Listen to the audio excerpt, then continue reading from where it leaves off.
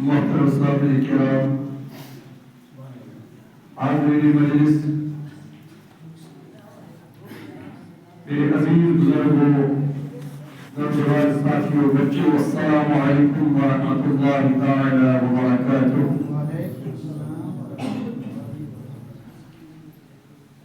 جو حضرات پیچھے بیٹھے ہیں ان سے گزارش کرتا ہوں کہ وہ پہلی صف کو مکمل کریں، آئیں پہلی صف میں آ جائیں تاکہ جو آنے والے حضرات ہیں ان کے کرنا ہو جائے۔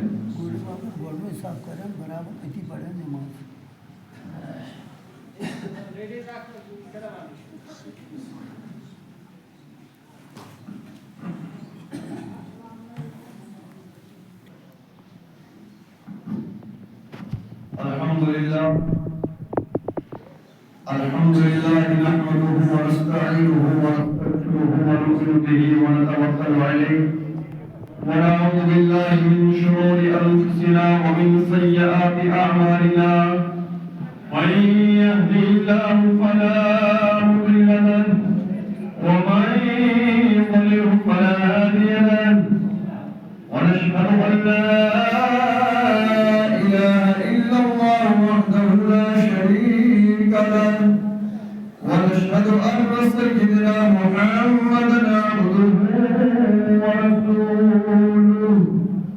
قال الله تبارك وتعالى في الكلام المجيد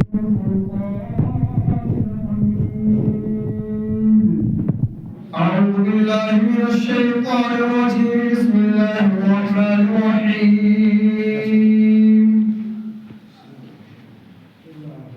وأقيموا الصلاة وآتوا الزكاة وأطيعوا الرسول لعلكم ترحمون.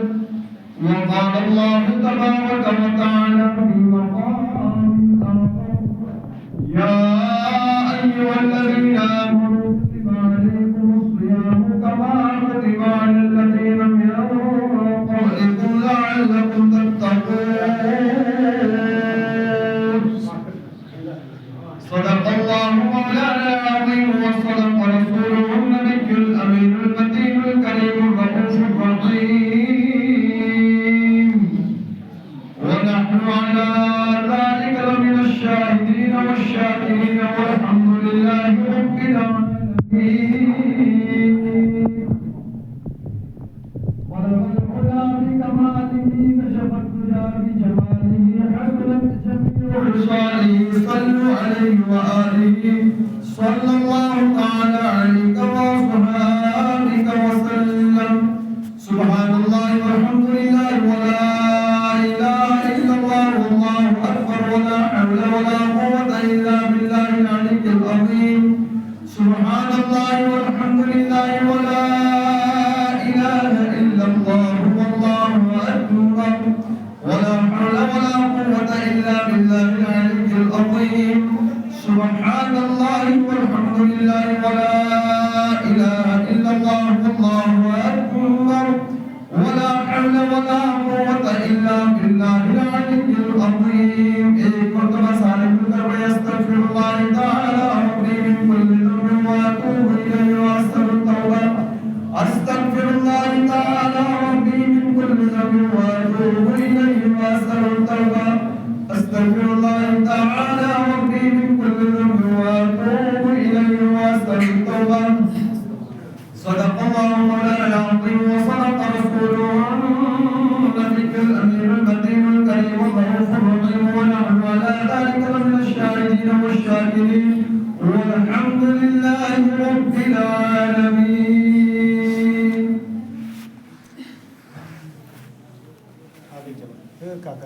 آئیے حضرات،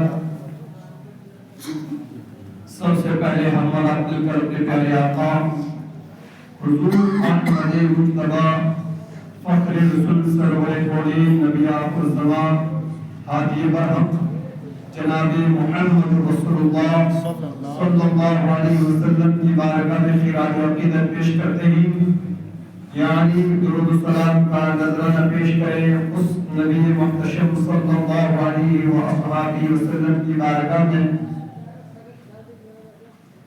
جن کے صدقے میں ہم اس ماہ سیام میں بقول محمد عربی صلی اللہ علیہ وسلم اپنے گناہوں کی مغفرت کروا رہے ہیں، اس نبی صلی اللہ علیہ وسلم کی بارگاہ میں درود و سلام کا نذرانہ پیش کریں، جس نبی کے صدقے میں اللہ رب العزت نے ہمیں یہ مقدس اور یہ عظمت اور یہ برکت والا مہینہ عطا کیا، اور ہم اس مہینے میں رہ کر اور ہم نے یہ پایا اپنے گناہوں کی مغفرت کرا کر اور اپنے آپ کی نجات پا کر آخرت میں اللہ کے یہاں قابل قبول یعنی مقبول بن جائے، اسی نبی صلی اللہ علیہ وسلم کی بارگاہ میں صلاۃ والسلام کا نذرانہ پیش کریں، جس نبی صلی اللہ علیہ وسلم کی بارگاہ میں اگر کسی شخص نے درود کی کثرت کی تو اللہ کے نبی صلی اللہ علیہ وسلم فرماتے ہیں اس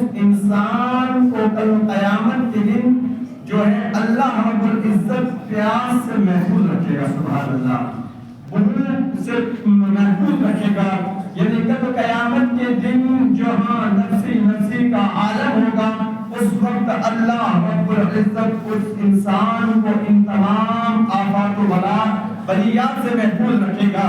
تو لہذا آئیے عقیدت کے ساتھ محبت کے ساتھ مل کر پڑھیے صلی اللہ علیہ یا رسول اللہ وسلم علیہ یا حبیب اللہ صلی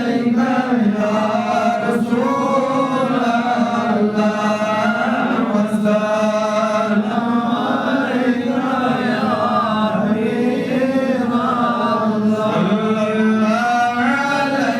علیہ یا رسول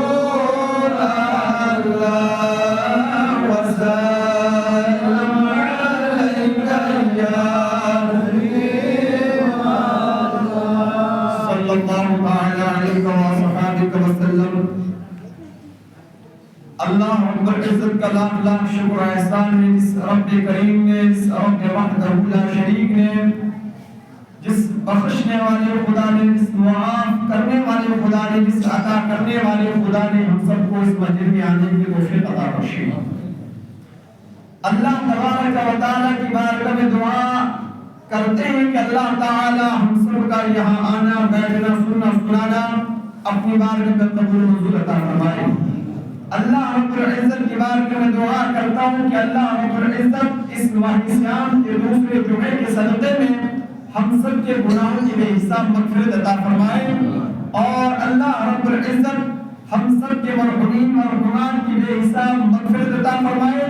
اللہ رب العزت ان تمام کے درجات بلند عطا فرمائے، اور اللہ کے نبی صلی اللہ علیہ وسلم کو جو فرمانے عالی شان ہیں، اللہ کے نبی نے فرمایا اس ماہ صیام میں جنت کے دروازے کھول دیے جاتے ہیں، یعنی حدیث میں آتا ہے کہ جنت کے 8 دروازے ہیں، اور 8 کے دروازے 8 دروازے اس ماہ صیام میں کھل جاتے ہیں، اور نیت کرو، اپنے دلوں میں نیت رکھو کہ جو جس کا والد گزرا ہے، کسی کی بہن گزری ہے، یعنی گھر کے اندر پڑوسی میں، رشتہ دار میں، اقربا میں جو بھی انسان اس کا گزر گیا ہے، دل میں یہ نیت کرو کہ اللہ رب العزت ان 8 جنت کے دروازوں کا صدقہ ان کو عطا فرمائے، آمین، اور اللہ رب العزت ان کی بے حساب مغفرت عطا فرمائے، آمین، بجاہ النبی الامین صلی اللہ تعالی علیہ وآلہ وسلم۔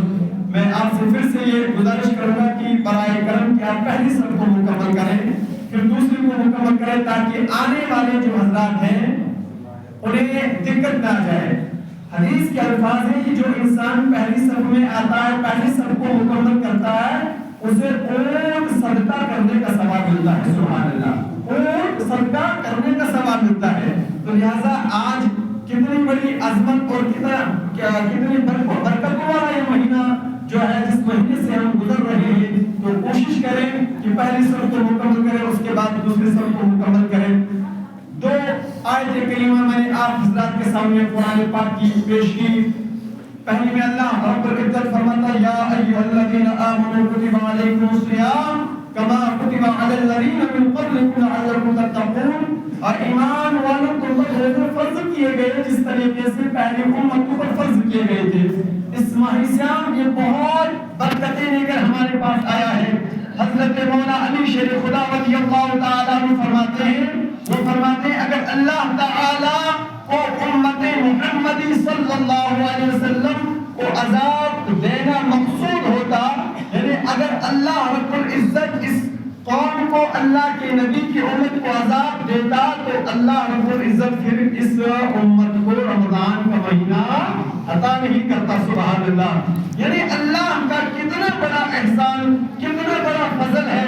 ایک تو اللہ نے ہمیں اس نبی کی امت میں پیدا فرمایا جو اللہ رب العزت کا سب سے پیارا محبوب جناب محمد رسول اللہ صلی اللہ علیہ وسلم میں ہے، اور اس کے بعد اللہ رب العزت کا کتنا بڑا احسان ہے۔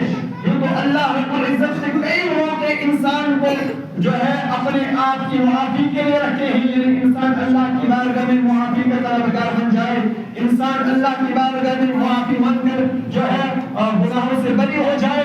لیکن ماہ صیام کا کیا کہنا، اس رمضان مبارک کا کیا کہنا، اس میں کتنی برکتیں ہیں۔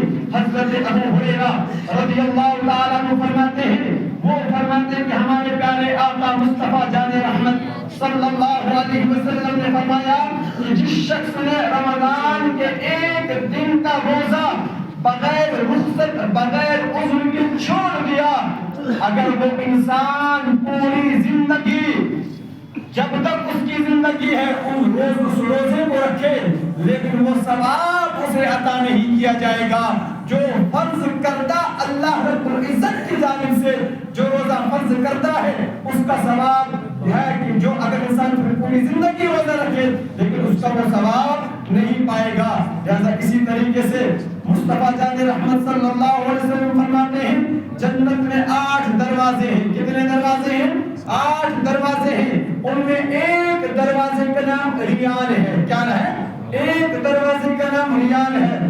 اس دروازے سے جنت میں وہی انسان داخل ہوگا جو روزے دار ہوگا۔ سبحان اللہ، یعنی اللہ رب العزت نے اس انسان کے لیے اور اس امت کے لیے اللہ کے آخری نبی کی جو امت ہے کتنی آسانی عطا فرمایا کہ جنت کے 8 دروازے ہیں، ایک کا نام ریان ہے، اور اس جنت کے ریان دروازے کے نام سے وہ انسان جنت میں داخل ہوگا جس نے اللہ رب العزت کی خوشنودی کی خاطر دنیا میں روزہ رکھا ہوگا۔ سبحان اللہ، یعنی روزے ان کا کیا کہنا، یہ روزہ بے حد کتنا ثواب ہے، یہ انگنت ثواب ہے جو انسان روزہ رکھتا ہے۔ اسی طریقے سے فرمایا گیا حضرت عمر بن ابزہ رضی اللہ تعالیٰ عنہ فرماتے ہیں، وہ فرماتے ہیں کہ روزہ دار اور دوزخ کے درمیان 100 برس کی دوری ہوگی۔ کتنا؟ 100 برس کی دوری ہوگی۔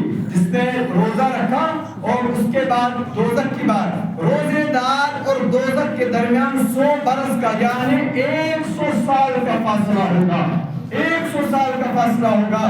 اور پھر حضرت معاذ بن انس رضی اللہ تعالیٰ وہ فرماتے ہیں کہ جو شخص غیر رمضان یعنی بغیر رمضان کے روزے رکھے تو اللہ تبارک و تعالی کی راہ میں روزہ رکھا تو تیز گھوڑے کی رفتار سے 100 برس کے فاصلے پر دوزخ سے دور ہوگا۔ سبحان اللہ، یعنی کہ تیز رفتار کتنا گھوڑا ہے اور وہ 100 برس کا سفر طے کرے۔ اس انسان جو روزہ دار ہوگا جس نے اللہ رب العزت کی خاطر جو ہے روزہ رکھا، اس انسان کو اللہ رب العزت جو ہے جہنم سے 100 برس دور رکھتا ہے۔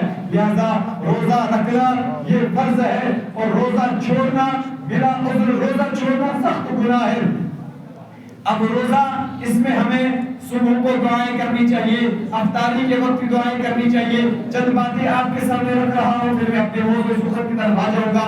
اور جو افطاری کا وقت ہوتا ہے نا، افطاری کے وقت جو دعا مانگی جاتی ہے اللہ کے نبی نے فرمایا مجھے اپنے اللہ کے نبی صلی اللہ علیہ وسلم فرماتے ہیں کہ اللہ تبارک و تعالی اس انسان کی دعا کو رد نہیں کرتا جو انسان افطاری کے وقت دعا کرتا ہے۔ لیکن ہم اور آپ افطاری کے وقت باتوں میں مصروف ہوتے ہیں، پھل فروٹ میں جو ہے ان کو سیدھا کرنے میں مصروف ہوتے ہیں. اس وقت قبولیت کی گھڑی ہوتی ہے، باران رحمت نازل ہوتی ہے اس وقت. لہذا اس وقت خوب جو ہے اللہ رب العزت کی بارگاہ میں دعا کرنی چاہیے. اور اللہ رب العزت کی بارگاہ میں جو دعا کریں گے افطاری کے وقت، وہ دعا کبھی رد نہیں ہوتی. وہ دعا اللہ رب العزت بہت جلد قبول فرماتا ہے. لہذا یہ خیال رکھنا ہے کہ جس وقت بھی ہم افطاری کے وقت بیٹھے اس وقت ہم یہ کریں کہ ہم افطاری کے وقت خوب اللہ کی بارگاہ میں جو ہے دعا کریں. اور یہ بڑا مقدس عظمت والا مہینہ ہے. آج بھی اگر جو انسان روزہ چھوڑے گا تو کیا پتا آنے والا ماہ صیام اس انسان کے نصیب میں ہوگا یا نہ ہوگا. لہذا اس ماہ صیام میں خوب اللہ تعالیٰ کی جو برکتیں نازل ہوتی ہیں، جو رحمتیں نازل ہوتی ہیں، ان کا لطف اٹھائیے، ان چیزوں کا فائدہ اٹھائیے. اور دوسری جگہ میں اپنے منہ سے سخن کی طرف آ جاؤں. اللہ تبارک و تعالیٰ نے قرآن پاک میں ارشاد فرمایا وَأَقِیمُوا الصَّلَاةَ وَآتُوا الزَّکَاةَ وَأَطِیعُوا الرَّسُولَ لَعَلَّکُمْ تُرْحَمُونَ. یعنی یہاں میں مناسب اور بہتر سمجھتا ہوں کہ زکوٰۃ کے تعلق سے چند باتیں آپ حضرات کی سماعتوں کے حوالے کروں. چونکہ زکوٰۃ یہ انسان پر فرض ہے. جس طریقے سے ہم 5 وقت کی نماز پڑھتے ہیں ہم پر فرض ہے، اسی طریقے سے زکوٰۃ بھی فرض ہے. اور جب جناب والا ہم روزہ رکھتے ہیں، جس طریقے سے روزہ فرض ہے اسی طریقے سے انسان پر زکوٰۃ جو ہے فرض ہے. انسان کو سال میں جو مال انسان کے پاس آتا ہے، سال گزرتا ہے، تو اس مال پر زکوٰۃ وہ فرض ہوتی ہے. اسی کے تعلق سے گفتگو کریں گے. اللہ تبارک و تعالیٰ نے قرآن پاک میں ارشاد فرمایا وَأَقِیمُوا الصَّلَاةَ وَآتُوا الزَّکَاةَ وَأَطِیعُوا الرَّسُولَ لَعَلَّکُمْ تُرْحَمُونَ. فرمایا کہ نماز برپا رکھو، وَآتُوا الزَّکَاةَ اور زکوٰۃ کو ادا کرو. پھر کہا مولا نماز اور زکوٰۃ سے ہوگا کیا؟ کہا وَأَطِیعُوا الرَّسُولَ، اور جب تم پھر اللہ کے رسول کی اطاعت کرو گے لعلکم ترحمون، تو اللہ تعالیٰ تم پر رحم فرمائے گا. یعنی نماز بھی قائم کریں گے، زکوٰۃ بھی ادا کریں گے، اور جناب والا یہ فرض کردہ چیزیں ادا کریں گے. پھر اللہ رب العزت نے فرمایا لعلکم ترحمون، تاکہ تم پر رحم کیا جائے. تو جس طریقے سے جو ہے اس آیت مقدسہ میں جو ہے ایمان والوں کو نماز قائم کرنے کا حکم ملا. یعنی اللہ تبارک و تعالیٰ نے فرمایا ایمان والوں اگر تم چاہتے ہو کہ تمہاری نمازیں اللہ کی بارگاہ میں قابل قبول ہو جائیں، اگر تم چاہتے ہو کہ تمہارا نیک عمل اللہ کی بارگاہ میں قابل قبول ہو جائے، اگر تم چاہتے ہو کہ تم جو روزہ رکھتے ہو صبح سے شام تک اللہ کی خوشنودی کے لیے، اللہ کی رضامندی کے لیے، اگر تم چاہتے ہو کہ یہ روزہ اللہ کی بارگاہ میں مقبول ہو جائے، تو پھر کرنا کیا ہے؟ کہا وَأَقِیمُوا الصَّلَاةَ وَآتُوا الزَّکَاةَ، نماز کے ساتھ ساتھ تمہیں زکوٰۃ بھی ادا کرنا ہوگا. زکوٰۃ یہ انسان پر فرض ہے. اور زکوٰۃ کے تعلق سے اللہ رب العزت نے قرآن پاک میں کئی مقامات پر زکوٰۃ کے تعلق سے آیا ہے. ایک جگہ اللہ رب العزت فرماتا ہے هُدًى وَبُشْرَىٰ لِلْمُؤْمِنِينَ الَّذِينَ يُقِيمُونَ الصَّلَاةَ وَيُؤْتُونَ الزَّكَاةَ وَهُمْ بِالْآخِرَةِ هُمْ يُوقِنُونَ. فرمایا ہدایت اور خوشخبری ایمان والوں کے لیے ہے. کن کے لیے؟ جو ایمان لائے. اللہ نے ان کے لیے ہدایت کا، اللہ تبارک و تعالیٰ نے ان کے لیے جو ہے خوشنودی فرمائی. اللہ تبارک و تعالیٰ نے ان کے لیے اچھی بشارت دی. کن کے لیے؟ هُدًى وَبُشْرَىٰ لِلْمُؤْمِنِينَ، جو ہدایت یافتہ لوگ ہیں، مومنین لوگ ہیں. پھر فرمایا الذین یقیمون الصلاۃ، اور جس نے نماز قائم کی، ویؤتون الزکاۃ، اور زکوٰۃ کو ادا کیا، وہم بالآخرۃ هم یوقنون، اور آخرت پر ایمان رکھتے ہیں. تو یاد رکھنا یہی لوگ اللہ کی بارگاہ میں قابل قبول ہو جائے. آج میں ہم نماز پڑھتے ہیں، نماز کے ساتھ ساتھ پہ روزہ بھی رکھتے ہیں، جناب والا 5 وقت کی نماز پابندی کے ساتھ ادا کرتے ہیں، لیکن زکوٰۃ ادا نہیں کرتے. جو زکوٰۃ ضروری ہے، جس طریقے سے نماز انسان پر لازمی ہے، جس طریقے سے روزے انسان پر لازمی ہے، اسی طریقے سے زکوٰۃ بھی انسان پر لازم و ضروری ہے. اور فرمایا گیا زکوٰۃ زکات کا انکار کرنے والا کافر ہے. جس نے زکات کا انکار کیا یعنی جس نے زکات کا انکار کیا اس نے اللہ کے فرمان کا انکار کیا, اس نے اللہ رب العزت کی آیت مقدسہ کا انکار کر دیا. آج جو ہے ہم زکات کو ادا نہیں کرتے ہیں, زکات نہیں نکالتے ہیں, تو یاد رکھنا یہ زکات نہ دینا یہ سخت عذاب ہے. اور ایک جگہ میں قرآن کریم کی چند آیت کریمہ آپ کے سامنے پیش کروں, اس کے بعد آپ خود پتہ چلے گا کہ زکات دینا اور زکات نہ دینا قرآن و حدیث کی روشنی میں آپ کے سامنے رکھوں گا. اور ایک جگہ اللہ رب العزت نے ارشاد فرمایا ان الذين آمنوا وعملوا الصالحات واقاموا الصلاة وآتوا الزكاة لهم أجرهم عند ربهم ولا خوف عليهم ولا هم يحزنون. فرمایا بے شک وہ جو ایمان لائے اور اچھے کام کیے, نماز قائم کی اور زکات دی, ان کا نیک ان کے رب کے پاس ہے اور نہ انہیں کچھ اندیشہ اور نہ کچھ غم ہے. یعنی جو انسان اللہ کی راہ میں زکات کو ادا کرتا ہے اس کے مال کی حفاظت اللہ رب العزت کے ذمہ ہے, اس مال کی حفاظت اللہ تبارک و تعالی کرتا ہے. اب زکات جو انسان نہیں دیتا, یوں تو زکات کے تعلق سے آیا ہے زکات دینا بہت بڑا ثواب ہے. اب اگر کوئی انسان اللہ کی راہ میں زکات ادا نہیں کرتا ہے, اب دیکھیے زکات سونے پہ زکات ہے, چاندی پہ زکات ہے, جناب والا مال تجارت پہ زکات ہے, جمع کردہ رقم پر یہ زکات ہے. ان چیزوں پر زکات دینا ضروری ہے. پہلے میں آپ کو بتا دوں کہ زکات نہ دینے کے وعید کیا ہے, زکات نہ دینے والا کون ہے, اور زکات نہ دینے والے پر اللہ رب العزت کون سا عذاب مسلط کر دے گا, کس عذاب میں اللہ رب العزت اس انسان کو ڈال دے گا. یعنی جو انسان زکات کو ادا نہیں کرتا, یاد رکھنا اللہ کے نبی صلی اللہ علیہ وسلم کا فرمان عالی شان ہے. یعنی جس انسان کو اللہ نے مال دیا اور اس مال کی زکات ادا نہیں کرتا, یعنی جس انسان کو اللہ رب العزت نے سونا چاندی گاڑی بنگلے اور بہت ساری چیزیں دی لیکن اس کے بعد وہ اس چیز کو اللہ کی راہ میں خرچ نہیں کرتا, یاد رکھنا یہ سونا یہ چاندی یہ پیسہ کل قیامت کے دن آگ میں تپایا جائے گا.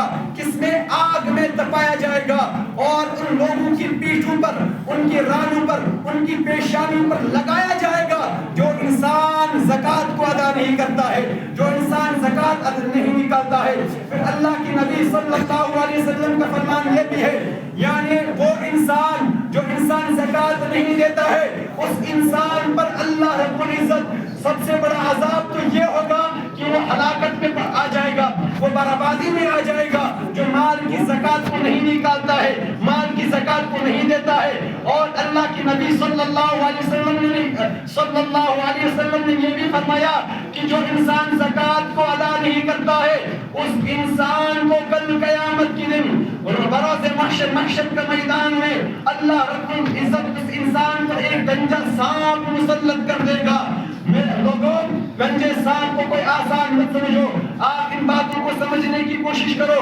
گنجا سانپ تب ہوتا ہے جب سانپ 1000 سال کا ہوتا ہے تو اس کے بدن پر اس کے جسم پر بال اگتے ہیں, اور جب سانپ 2000 سال کا ہوتا ہے تو وہ گنجا ہو جاتا ہے.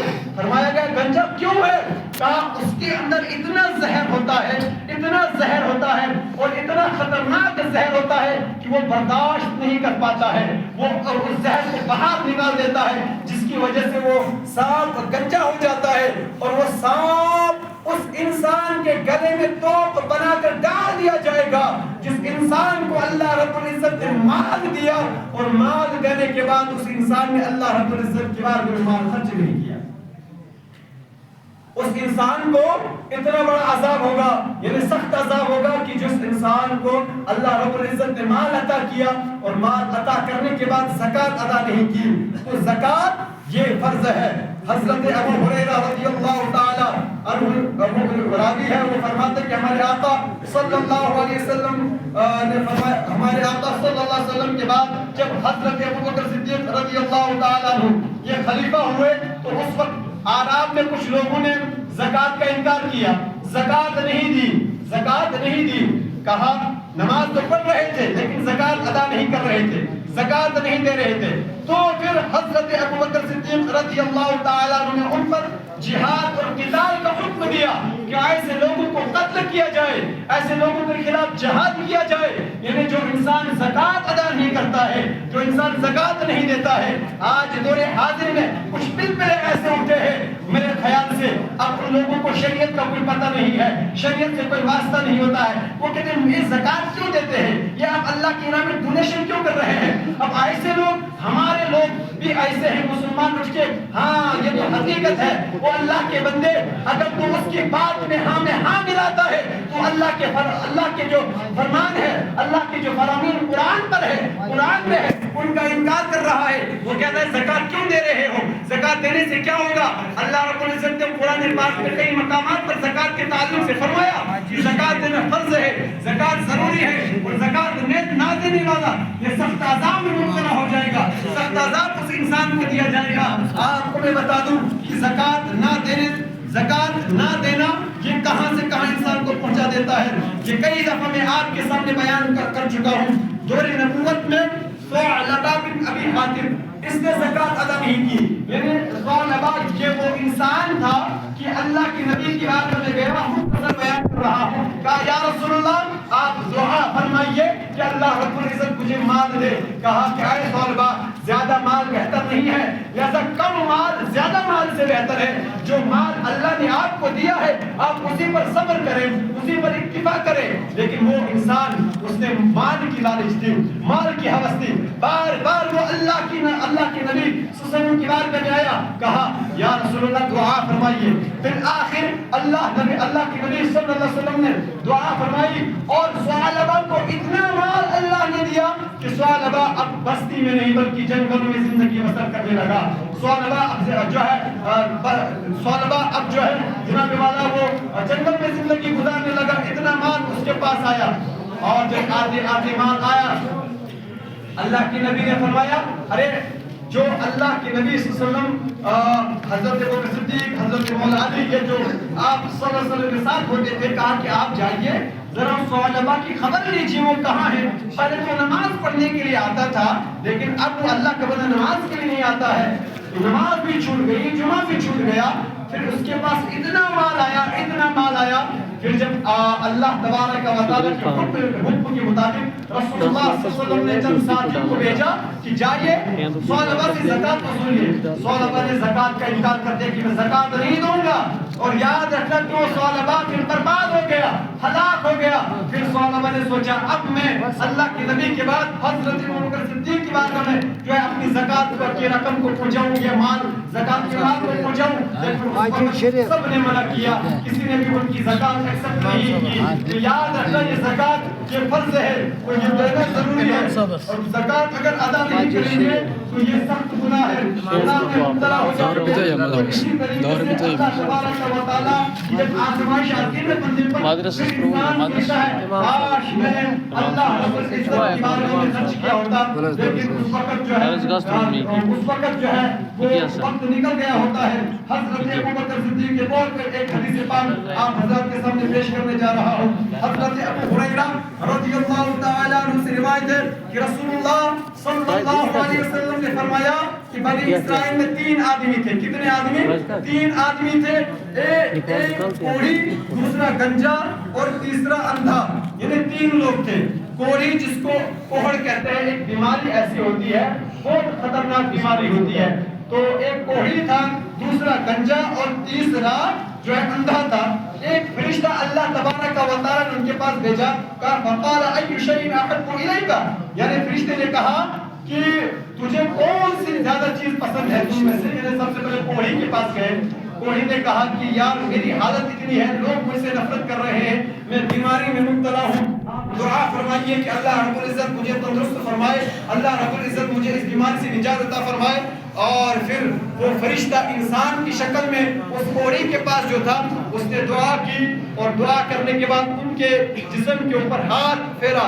فَمَسَحَهُ فَذَهَبَ عَنْهُ قِدْرُهُ وَعَادَ لَوْنًا حَسَنًا وَجِلْدًا. یعنی اس فرشتے جب ہاتھ پھیرا وہ کوڑھی انسان کو ٹھیک ہو گیا، وہ جسم سے بھی صاف ہو گیا، تندرست ہو گیا. پھر کہا اب کسی چیز کی ضرورت ہے؟ کہا مجھے اونٹ چاہیے. مجھے اونٹ چاہیے. پھر فرشتے نے دعا کی تو اللہ رب العزت کی جانب سے اللہ رب العزت کے کرم سے اسے جو ہے حاملہ اونٹنی دی گئی. حاملہ اونٹنی اس کو مل گئی اور مال اسی طریقے سے اس انسان کا بڑھتا گیا. پھر جب دوسرا جو گنجا تھا, گنجے کے پاس جب یہ فرشتہ انسانی شکل میں آیا, کہا کہ آپ کیوں پریشان ہے؟ کہا میں گنجا ہوں, لوگ مجھ سے نفرت کرتے ہیں, آپ دعا کریں اللہ رب العزت جو ہے مجھے جو ہے یہ جس بیماری میں مبتلا ہوں اللہ رب العزت اس بیماری سے مجھے محفوظ عطا فرمائے. تو فرشتے نے اس کے سر پر ہاتھ پھیرا تو وہ گنجا وہ بھی خوبصورت بنا اور اس کے سر پر بال ہو گئے.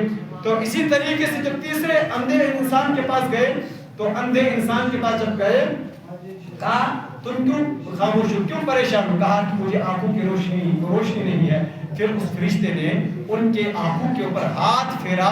ہاتھ پھیرنے کے بعد اسے آنکھوں میں بینائی آ گئی, آنکھوں میں روشنی آ گئی. تو پھر جب وہ چلے گئے, وہ فرشتہ وہاں سے چلا گیا.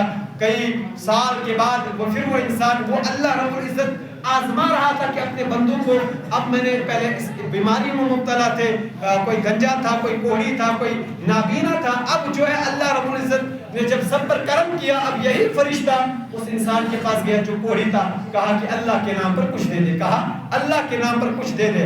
کہا یار مجھے اور بھی ہے, بہت سارے حقوق ہیں, آپ اللہ کے لیے یہاں مانگ رہے ہیں مجھ سے. کہا کہ مجھے پتا ہے شاید آپ پہلے کوڑی تھے. کہا نہیں میں کوڑی نہیں تھا, میں ٹھیک تھا, تندرست تھا.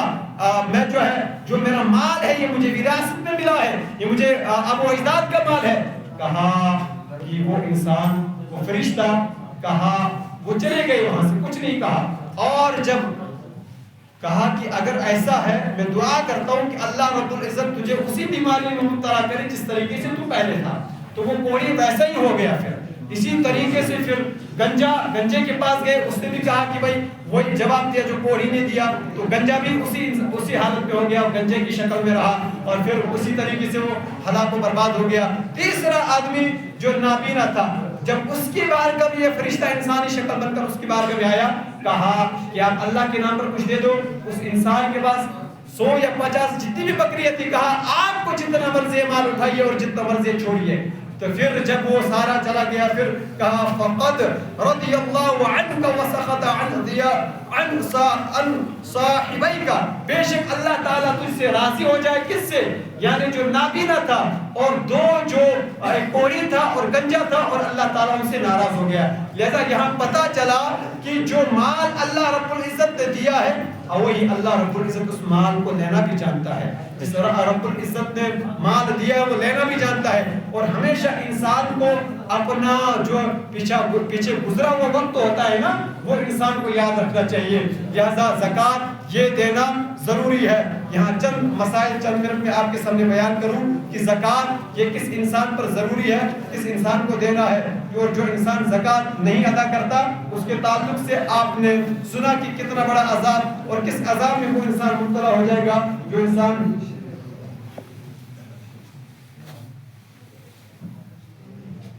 یہ اپیل کر رہے ہیں, یہاں کہیں مسجد شریف کا کام چل رہا ہے, نیائک محلہ وہاں کام چل رہا ہے, غالب لینٹر کے قریب یہ پہنچنے والا ہے, دیواریں بھی ہو گئی ہیں. ان کی جانب سے یہاں پر ایک منظور صاحب ہے اور جو ہے ان سے گزارش کروں گا کہ 2 لوگ اٹھیں, آپ جو ہے اپنے جیبوں میں ہاتھ ڈالیے, جو بھی حسب توفیق ہے آپ اس مسجد شریف کی امداد کریں, مسجد شریف کی مدد فرمائیں. آپ 2 لوگ جلدی اٹھیے, منظور صاحب تھوڑا جلدی کیجیے. اللهم صل على سيدنا محمد وعلى ال سيدنا محمد واصحاب سيدنا محمد وبارك وسلم صلاه وسلام عليك يا رسول الله صلى الله تعالى عليه وآله وسلم. چند مسائل میں آپ کے سامنے رکھوں, یعنی یوں سمجھو جس پر زکوٰۃ دینا ضروری ہے. اس وقت بھی اتنا نہیں ہے. زکوٰۃ 52.5 تولہ چاندی جس انسان کے پاس ہے, یا اس چاندی کی مقدار جو ہے اس کی رقم کسی انسان کے پاس ہے, یا مال تجارت کسی انسان کے پاس ہے, تو اس انسان پر زکوٰۃ فرض ہے, زکوٰۃ ضروری ہے.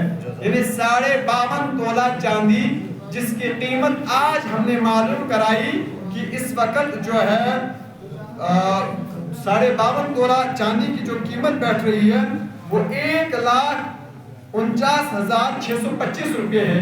کیونکہ اس وقت چاندی جو ہے وہ بہت مہنگی ہوتی جا رہی ہے مارکیٹ میں.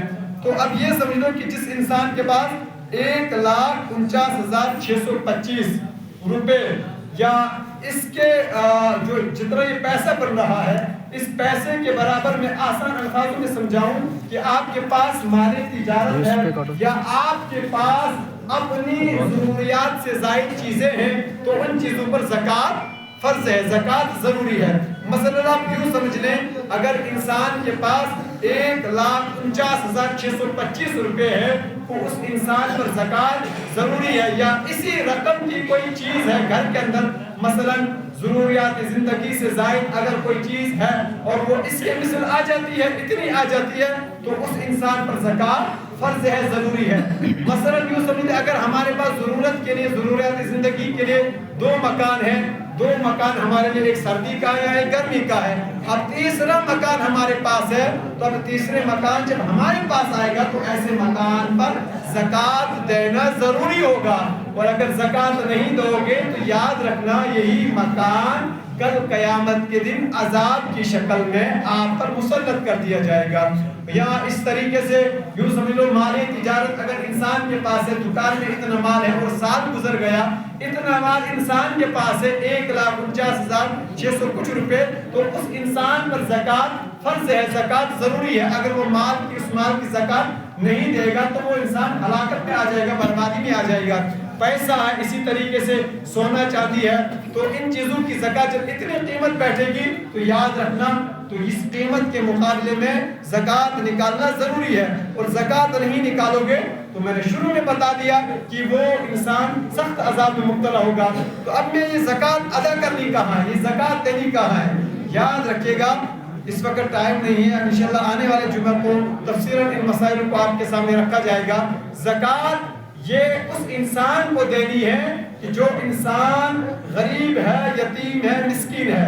اب ان کے لیے کئی جو ہے قسمیں ہوتی ہیں، یتیم ہے، ماں باپ نہیں لیکن اس کے بعد اچھا خاصا اس کے پاس کاروبار ہے، اس کے بعد جناب سب کچھ ہے، اس کے بعد رہنے کے لیے گھر ہے، کماتا ٹھیک ہے، اس کے بعد اب جو حقدار ہے، اب ہمیں پتا ہے ایک انسان کے پاس ایک وقت کی روٹی ہے، دوسرے وقت کی روٹی اس انسان کے پاس نہیں ہے، تو ایسے انسان کو زکوٰۃ دیجیے گا۔ تو یا مسکین، اسی طریقے سے ایسے لوگوں کو دیکھا جائے کہ جو گاؤں بستی میں جو بالکل لاچار ہے، جن کے پاس کچھ ہے نہیں، تو ایسے انسان کو زکوٰۃ دیجیے گا۔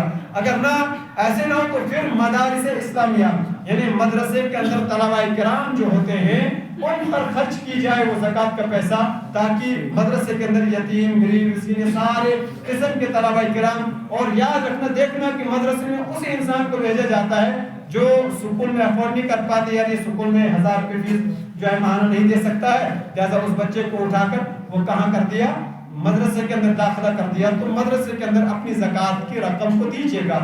تو زکوٰۃ کی رقم یہ مسجد میں نہیں لگ سکتی، پہلے یہ کنسپٹ اپنے ذہن میں رکھنا، یعنی جس انسان پر زکوٰۃ فرض ہے صبح انسان بدل میں بنی 500 زکوٰۃ وہی کر دو، 500 دن مسجد، 500 دن مدرسہ، یہاں تقسیم کروں گا۔ تو یاد رکھنا کہ یہ زکوٰۃ کی رقم یہ مسجد میں نہیں لگ سکتی ہے، زکوٰۃ کی رقم جو ہے غریبوں میں، یتیموں میں، مسکینوں میں یہ صرف کی جائے، خرچ کی جائے، اور اس کے بعد جب آپ مدرسے میں دینا چاہیں تو مدرسے میں دے سکتے ہیں۔ مسجد میں اب کون سی رقم ہے، مثلا آپ کے پاس 1,00,000 روپے ہے، 1,00,000 میں 2.5% زکوٰۃ ہے، یعنی 1,00,000 انسان کے پاس ہے، اس میں 2500 روپے نکالنا ہے۔ تو اب آپ کے پاس جو 98,500 روپے جو بچ گیا، یا 97,500 روپے جو بچ گیا، اس کے بعد 97,000 میں سے آپ جتنا چاہو مسجد میں آپ دے سکتے ہو، لیکن یہ 2500 روپیہ یہ 2.5 یعنی 2.5% یہ آپ مسجد میں نہیں دے سکتے، یہ غریبوں میں خرچ کیے، یتیموں میں خرچ کیجئے، یا مدارس اسلامی کے اندر خرچ کیجئے، اور یہ زکوٰۃ کا پیسہ مسجد میں نہیں لگ سکتا ہے۔ تو لہٰذا جو انسان زکوٰۃ ادا کرنا چاہتا ہے تو اس کے لیے مدرسے ہیں، اس کے لیے یتیم ہے، غریب ہے، مسکین ہے، ایسی جگہوں پر خرچ کیجئے گا، اور مسجد کے اندر جو رقم دینا چاہیں آپ، جو اپنی صاف شفاف جو زکوٰۃ نکالنے کے بعد جو آپ کے پاس اپنی رقم بچی، اس رقم کو آپ جو ہے مسجد میں خرچ کر سکتے ہیں۔ اللہ رب العزت کی بارگاہ میں دعا کرتے ہیں اللہ تعالی ہم سب کو کہنے اور سننے سے زیادہ عمل کی توفیق